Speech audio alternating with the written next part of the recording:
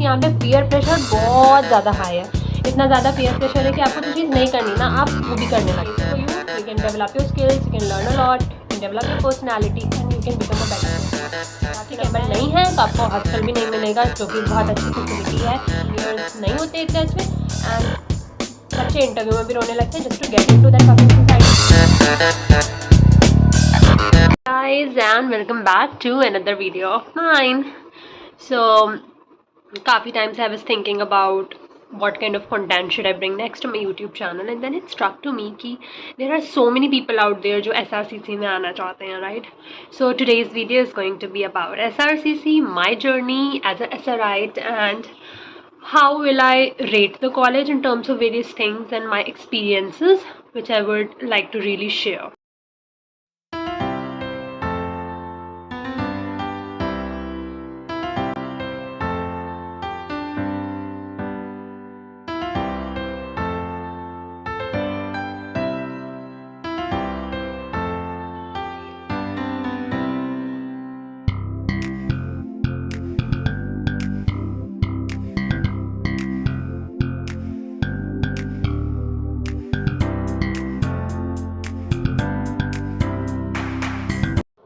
वो तो था एक छोटा सा वीडियो, पिक्चर तो अब स्टार्ट होगी जब मैं बताऊंगी SRCC के बारे में। तो हाँ, वीडियो देख के आप कहोगे कि इट्स अ गुड कॉलेज, काफ़ी सुंदर है हमारा कॉलेज, काफ़ी सारी चीज़ें हैं इसमें।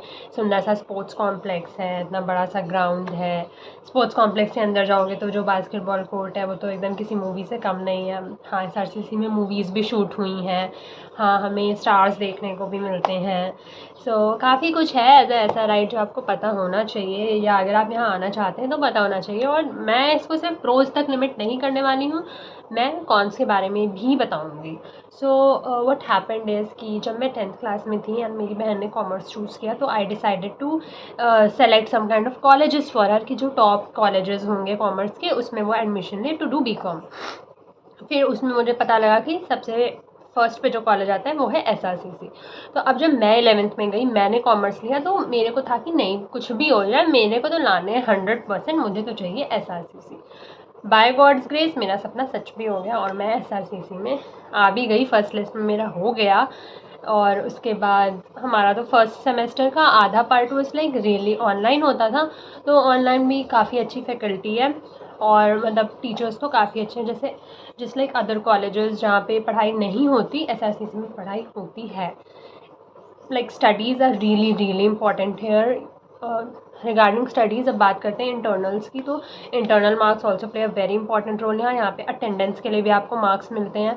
एंड अगर लाइक 85 से ऊपर अटेंडेंस है देन यू गेट 5, मतलब इंटरनल में आपके 25 मार्क्स होते हैं, अभी तक होते थे। अब तो NEP के बाद इट्स थोड़ा डिवाइडेड और आप लोग के 7 पेपर्स होंगे जो भी अब एडमिशन लेंगे। बट यहाँ पे पढ़ाई इज़ लाइक काफ़ी ज़्यादा इंपॉर्टेंट, काफ़ी इंपॉर्टेंट। ठीक है, तो पढ़ाई तो आपको बहुत सारी करनी पड़ेगी SRCC में, पढ़ाई के बिना कुछ नहीं होगा। CGPA डज मैटर, प्लेसमेंट में भी जब कंपनीज आती हैं CGPA एक बार देखा ही जाएगा। सो ये जो लोगों का वो होता है नोशन कि कॉलेज में पढ़ाई नहीं करेंगे, दैट्स वेरी रॉन्ग। और कॉलेज में पढ़ाई होती है, सो बेटर है कि आप पढ़ाई करें। देन इंटरनल सिस्टम होता है काफ़ी ज़्यादा, मतलब मार्क्स को प्रायोरिटी देता है कॉलेज ऑब्वियसली, तभी आप CWET भी देख सकते हैं। ऐसे ही नहीं आ जाते बच्चे, मतलब काफ़ी आपको पढ़ना लिखना पड़ता है तभी आप आ पाएंगे, राइट। उसके बाद फर्स्ट सेमेस्टर में coming to internal structure is very very, मतलब लाइक काफ़ी इंपॉर्टेंट। जो भी इंटरनल एग्ज़ाम्स होते हैं एवरीथिंग, एग्ज़ाम्स तो होंगे और काफ़ी इंपॉर्टेंट है। SRCC में मार्क्स बहुत बहुत बहुत ज़्यादा इंपॉर्टेंट है। और जब आप यहाँ आएंगे ना, तब आपको पता लगेगा कि अगर आपके 97% है तो आपको पता लगेगा वो इसके 100 थे, इसके 99%, तो वो चीज़ भी होगी। तो मेरे हिसाब से उसको इतना मत मानना, बिकॉज सबकी अपनी किस्मत होती है, सबकी अपनी मेहनत होती है, बट एवरीवन नोज़ की मेहनत के साथ किस्मत भी होती है। तो उस हिसाब से ही मार्क्स मिलते हैं। तो ऐसे ही अगर मेरी भी किस्मत ही है कि मुझे 99.75 मिले, वरना अगर मैं खुद से जेन्युइनली भी हो पाऊँ तो मेरे को 98 का श्योरिटी था, बट इतना ज़्यादा कि 99.75 आएगा इसकी श्योरिटी मेरे को नहीं थी। तो मैं यही कहूँगी कि मैंने काफ़ी हार्डवर्क किया था और इसलिए मेरी किस्मत भी अच्छे से थी तो मुझे हो गया था। तो उसके बाद फर्स्ट सेमेस्टर में काफ़ी सारे बच्चे होंगे फर्स्ट ईयर में ही वो CA कर रहे होंगे, राइट। तो मेरे को तो करना था CA, बट फर्स्ट ईयर मेरे ट्यूशन सर ने कहा था कि 1 साल ब्रेक लेके सेकेंड से स्टार्ट करना। तो काफ़ी गलत अप्रोच था वैसे वो। आई विल एडवाइस कि अगर आप CA कर रहे हो तो फर्स्ट ईयर से स्टार्ट कर दो, बिकॉज मतलब बाद में जब प्लेसमेंट्स के टाइम कंपनीज आती है ना, तो आर्टिकलशिप के लिए भी आती हैं, so you get a benefit there. तो सेकंड इंपॉर्टेंट पॉइंट है, सीए करना है तो सेकेंड ईयर से मत स्टार्ट करना, फर्स्ट ईयर से ही करने लगो। फाउंडेशन फर्स्ट ईयर में ही दे देना, 12th के बाद डायरेक्ट, ठीक है। फर्स्ट हो गया, मार्क्स बहुत इंपॉर्टेंट है। सेकंड हो गया सीए रिलेटेड। थर्ड की फैकल्टी बहुत अच्छी है और सारे टीचर्स है लाइक काफ़ी गुड, पढ़ने मतलब काफ़ी असिस्टेंस भी प्रोवाइड करते हैं, ट्यूट टीचर्स भी होंगे और नॉर्मल क्लासेस भी होंगी, काफ़ी कुछ होगा, तो क्लासेस तो होती रहेंगी, है ना। तो वो है। उसके बाद हमारा सेकेंड सेमेस्टर भी, मतलब ये सब तो आपके सब्जेक्ट्स एंड ऑल का तो आप जब जाओगे कॉलेज तो अपना क्लियर कर लेना। First year is more about societies. अब सोसाइटीज़ की चीज़ें कि एसआरसीसी में लाइक 29+ सोसाइटीज़ हैं, जिसमें से कुछ मेन सोसाइटीज़ आती हैं जैसे कॉमसॉक, कॉमर्स वाली, मार्केटिंग सोसाइटी, इकोनॉमिक सोसाइटी, उसके अलावा ड्रामेटिक सोसाइटी, काफ़ी ज़्यादा लोग पॉपुलर सोसाइटी है, इसी से सारे स्टार्स आते हैं, तो मिलने का भी मौका इनको ज़्यादा मिलता है। तो if you are a person जो काफ़ी है एक्टिंग वैक्टिंग में, dramatic society is for you. Fine art society, नैक्टिस, CDF, मतलब इस तरीके से हमारे पास ढेर सारी सोसाइटीज़ हैं। उसमें कुछ मेन सोसाइटीज़ हैं और कुछ ऐसे छोटे लेवल पे काम करती है, but obviously they are important. तो मेरे टाइम पे एवरीवन वाज लाइक सोसाइटीज़ में पार्ट लेना इज़ वेरी वेरी नेसेसरी, और आपको 1-2 सोसाइटीज़ या 5-6 सोसाइटीज़ में तो होना ही चाहिए। मैंने भी करा भाई इधर उधर, कि पीयर प्रेशर इतना रहेगा। थर्ड थिंग, और third and the fourth, third most important thing about SRCC कि यहाँ पे पीयर प्रेशर बहुत ज़्यादा हाई है। इतना ज़्यादा पीयर प्रेशर है कि आपको जो चीज़ नहीं करनी ना, आप वो भी करने लगते हो। और ऐसा मेरे साथ हो चुका है 1-2 बार, be it in terms of internships, be it in terms of societies. तो my advice to you would be, please do not get affected. अगर मेरे हिसाब से तो तुम सीए कर रहे हो, वैसे मैंने तो सीए के साथ पता नहीं क्या क्या और चीज़ें कर ली, और मुझे लगता है कि मुझे ऑब्वियसली थोड़ा ज़्यादा फोकस करना चाहिए सिर्फ सीए पे। तो अगर तुम सीए कर रहे हो ना, तो माय एडवाइस वुड भी, प्लीज़ बिल्कुल भी अफेक्ट मत होना इन टाइप के लोगों से जो कहेंगे सोसाइटी बहुत इंपॉर्टेंट, सोसाइटी बहुत इंपॉर्टेंट है, बिकॉज रियली प्लेसमेंट सीजन चल रहा है एंड मेरे में एक भी सोसाइटी नहीं है, कहने मेरे CV में एक भी सोसाइटी नहीं है, तब भी मैं 6-7 इंटरव्यू तक दे चुकी हूँ, ठीक है। और शॉर्ट लिस्टिंग तो तुम सोचो कितने में हुई होगी, अगर मैं 6-7 इंटरव्यू दे चुकी हूँ। सेलेक्ट होना ना होना बात की बात है, बस सीए वाली चीज़ आ जाती है, so that's a different thing.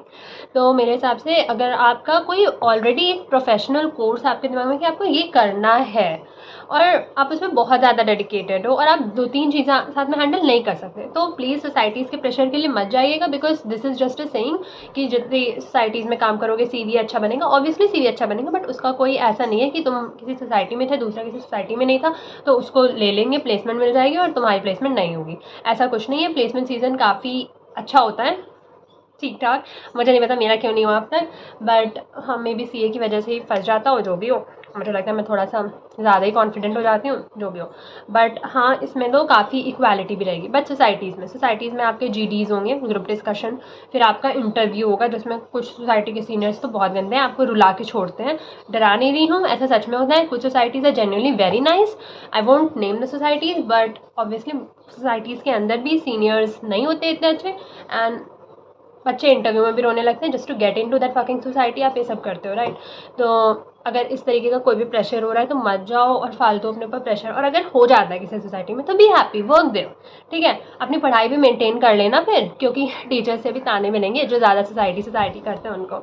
तो ये सोसाइटी का, मेरे को बात नहीं करनी इस बारे में, तो लेट इट बी। मैंने तो किसी में नहीं लिया था पार्ट, मतलब मैंने पार्ट लिया था 1-2 के प्रोसेसेस में, 2 में मैं सेलेक्टेड भी थी, फिर मैंने काम नहीं किया और मैंने छोड़ दिया, क्योंकि मुझे टू बी ऑनेस्ट इंटरेस्ट नहीं आ रहा था, मेरे पास CS था। सो कह सकते हो कि मैं काफ़ी अपना CA करती रहती हूँ, बट ऑब्वियसली हम में से जो भी CA वाले बच्चे हैं, वी नो कि already we have such a good thing in behind, right. उसके बाद सेकेंड ईयर इज़ अबाउट फिर से क्लासेज, इंटरनल्स, रिजल्ट्स पे just focus on your marks and all, मतलब अच्छे से पढ़ाई करना, अच्छे से एग्जाम देना, बाकी तो DO की चेकिंग माशाल्लाह होती है। मैं खुश हूँ कि इस माशाल्लाह में भी मेरे अच्छे रहे, CGPA 8.64 रहे थ्रू आउट, और अभी तो 9 आया है, so I am very very happy about it. तो पढ़ाई करो, हो जाएगा, ठीक है।